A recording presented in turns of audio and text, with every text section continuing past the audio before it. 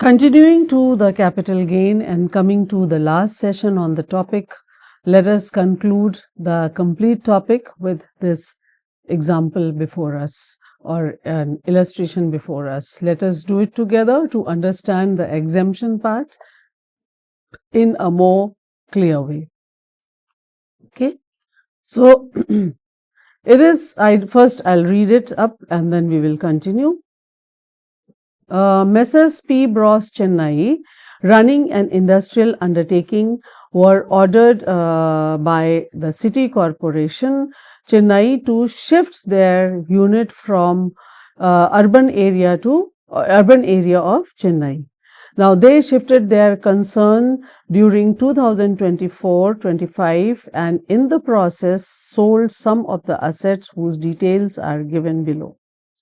The details are given below in this chart which is before you. That is the assets. They are 3 assets that they sold up. That is plant and machinery and land and building. So, first we have in the table, the first point is that it was acquired in 1999.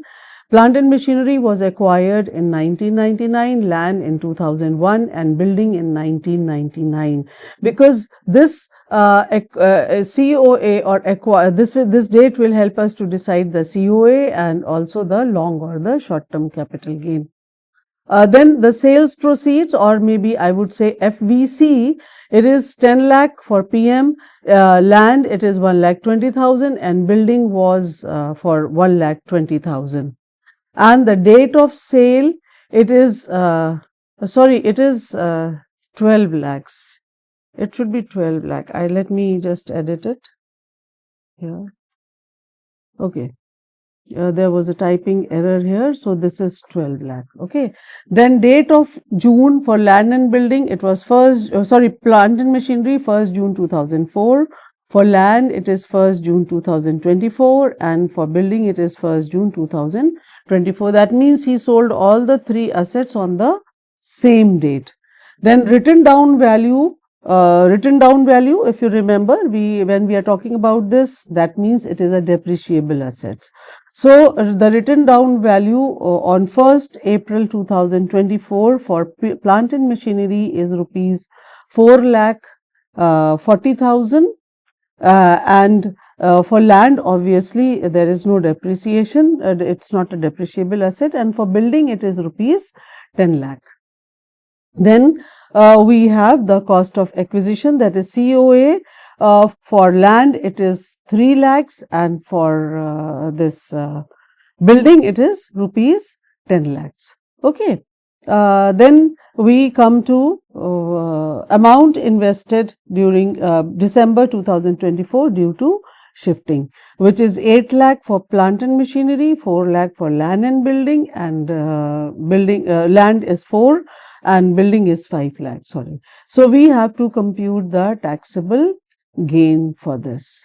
Okay. Now, here the cost of I think it's all the 3 assets, they fall under the long term capital gain, because if we just compare the dates of purchase and the dates of sales, it is more than the it is here.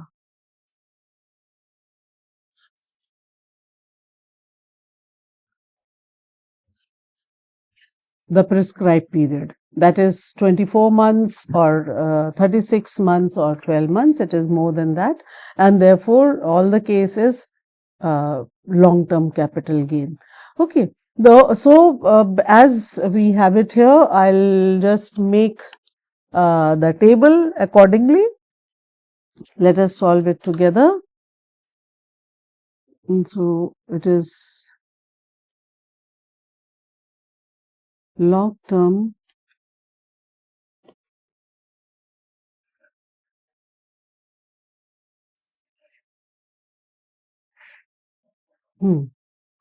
So, we will divide this into 4 columns.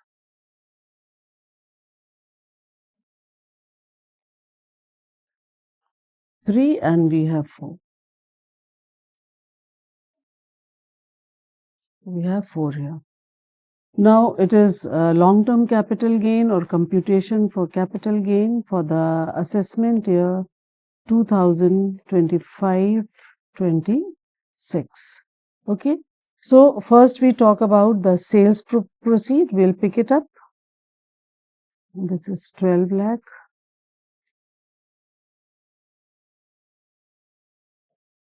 Plant and machinery. It is land. And this is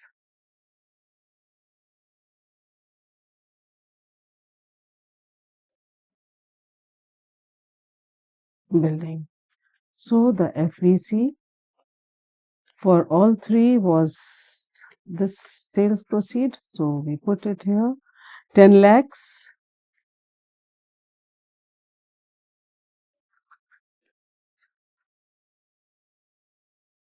This is also for 12 lakh building. Okay. So the three are here. Then we come down to the cost part. Now COA. I think it should be the ICOA, not in general, but yes, depreciable assets, we will take up the written down value, and but only for non-depreciable asset, that is land, we are going to compute it with the help of the indexation. So first we pick up the written down value of plant and machinery. So it's COA. I think here I'll write 4,40,000. 4,40,000. And this one also building, which is 7,32,500. 500. Okay. Now we come down to the land part, where I will do some rough work here.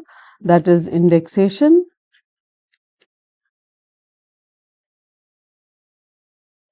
In indexation, we take that it was purchased for this land was COA was 3 lakhs of land.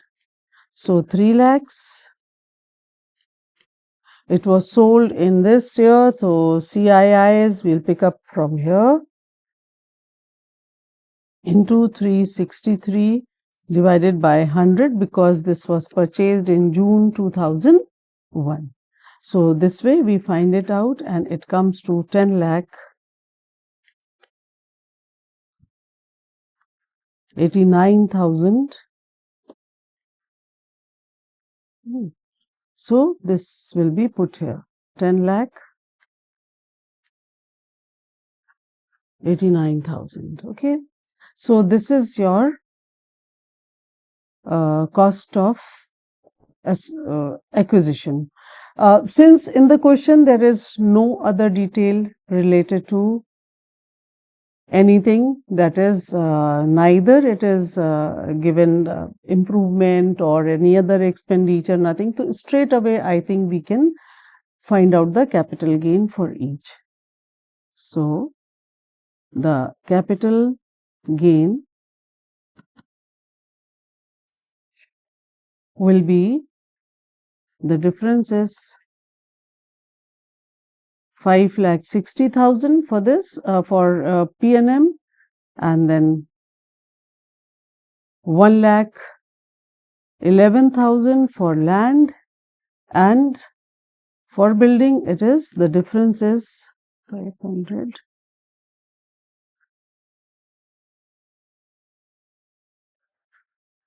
4,67,500. So this is the capital gain that he earns. So maybe we can calculate it later on, the total amount, but yes, he also reinvested in December. That is, all the three assets been reinvested in the similar assets in December 2004 due to shifting. So that means he has covered the time period that was required. He has covered here. So here so let us put the reinvestment amount, or maybe we will just deduct the cost of investment. it is less.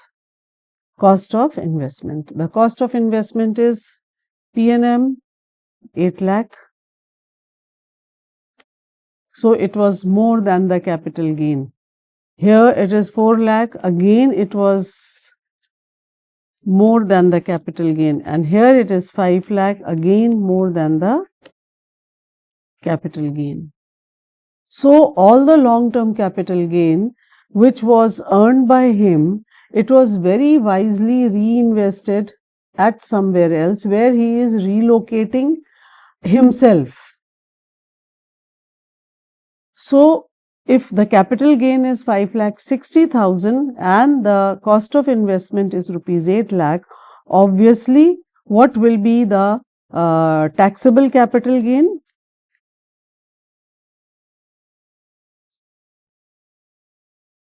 Here it will be nil because investment is more than the gain.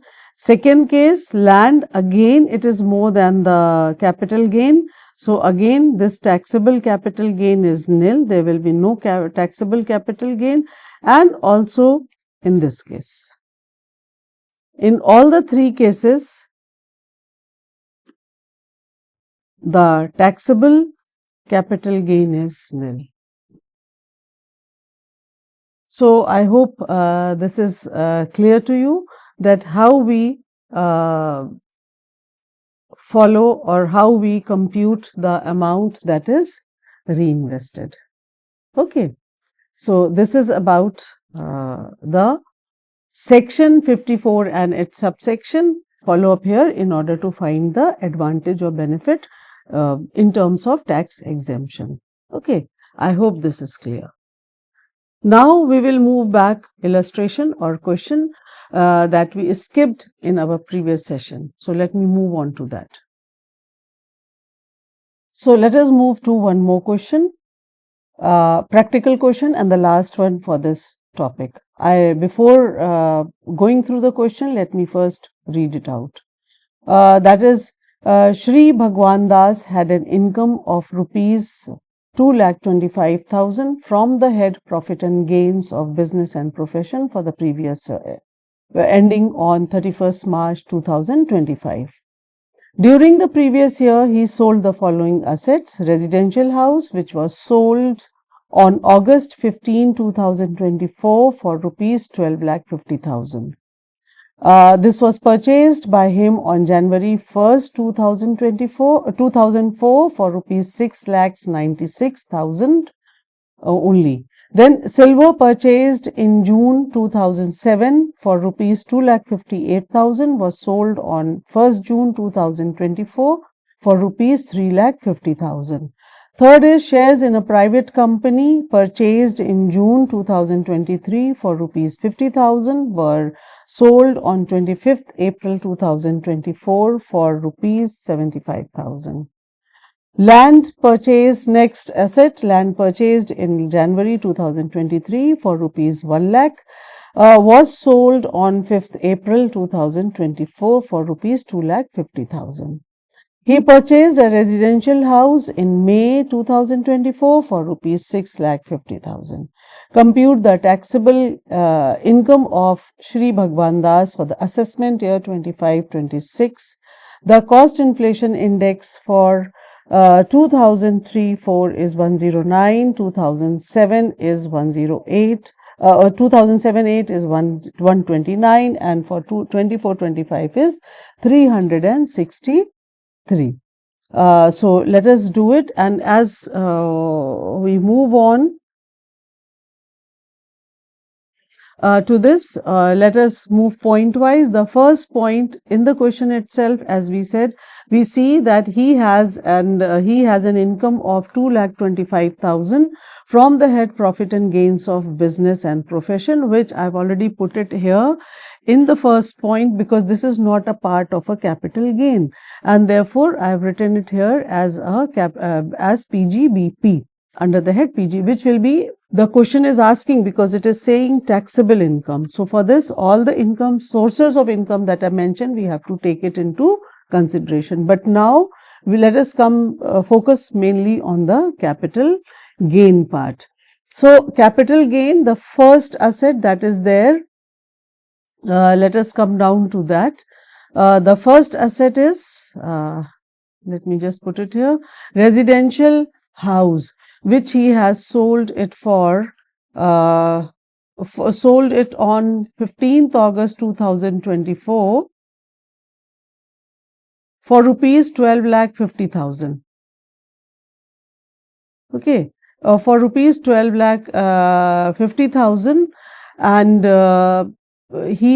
this was purchased by him on 1st January 2004 for rupees 9,60,000. Sorry, 6,96,000. 6,96,000. So we will find the. First, we will find, we'll obviously index it. So, first it is the first is residential house. Here it is, its FVC is rupees, how much? 12,50,000. 12,50,000. And then we have to find out its ICOA, index cost of acquisition. And for this, what are we going to do is, let us see what was the cost. It is 6,96,000 into 363, and the year of purchase is 2003-4. So it goes denominator as 109. So let me just calculate the figure. It is 696,000 into 363 divided by 109. It comes to 23,17,000.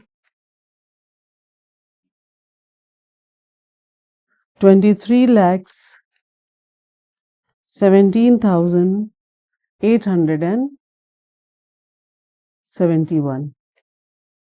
71.5, so we can make it 72. Okay, so let us see what is the capital gain. 12,50,000 is the selling price or FVC.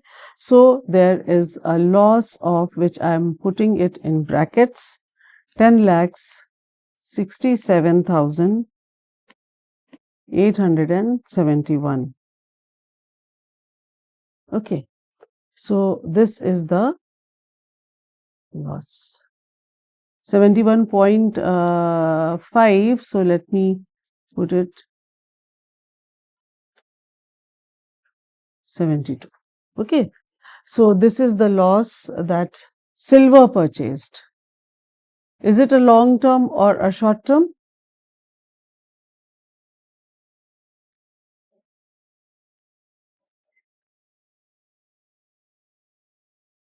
Okay, after that, let us talk about the silver that has been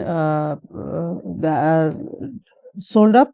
Silver purchased in June 2007, that is 2,58,000, was sold on 1st June 2024 for rupees 3,50,000. 3,50,000. So let us compute this. The price for silver, or the FVC,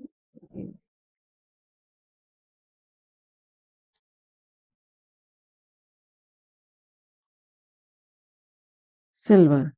So FVC for silver is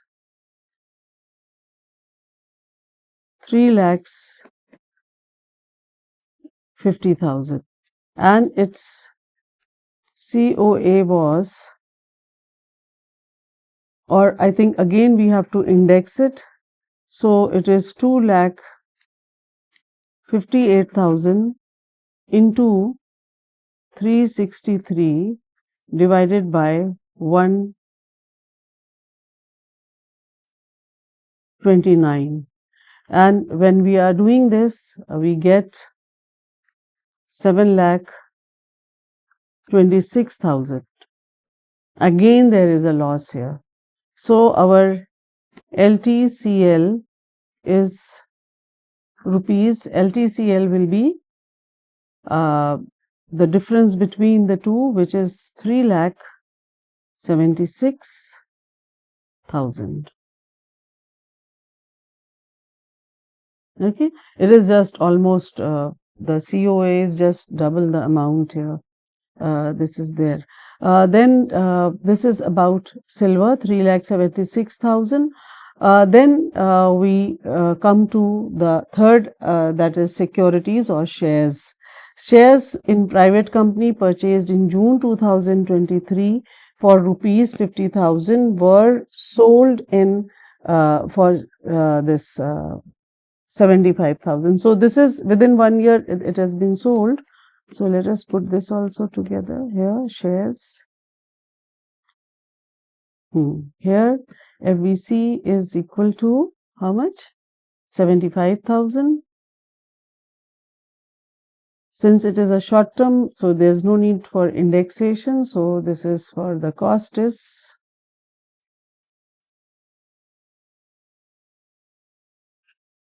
50,000.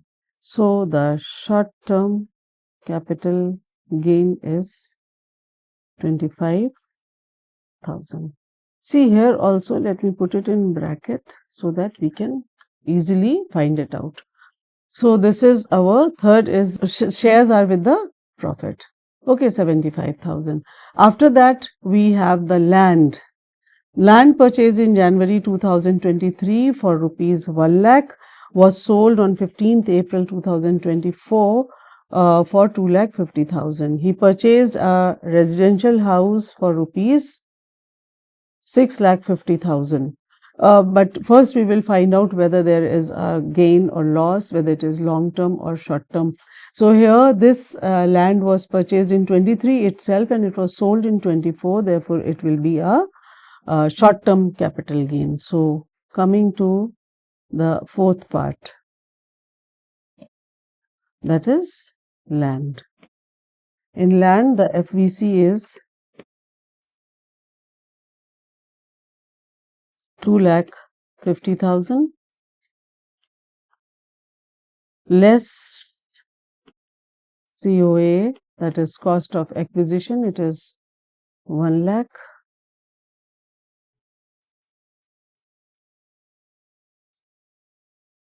Sorry.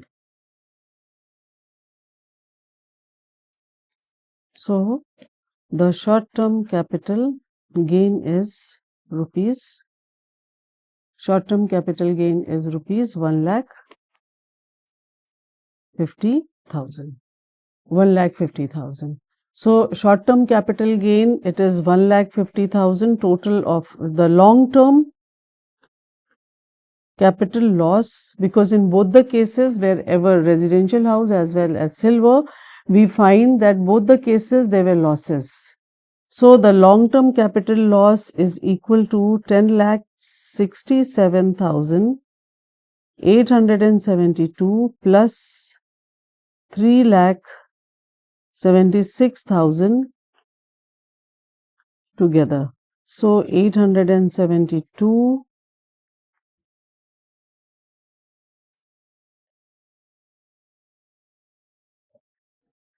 14.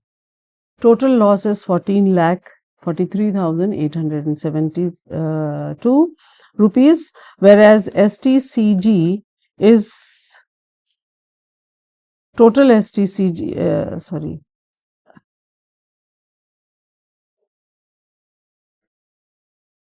total STCG is 25,000 plus 1,50,000.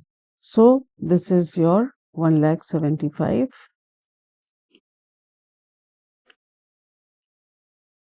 So this is taxable STCG. Now this capital gain that is taxable is 1,75,000. whereas long-term capital loss is 14,43,872. Now the information that is given here is that he sold another residential house in May 2024. He is not going to get any exemption in this because there was no long-term capital gain. It was a loss, and this short-term capital gain also cannot be used up for writing off the long-term capital gain, because short-term capital gain can write off only short-term capital losses. Okay, so this way we find that the taxable short-term capital gain becomes 1,75,000, whereas long-term capital loss becomes our 14,43,872. So this is all for this session, and with this I just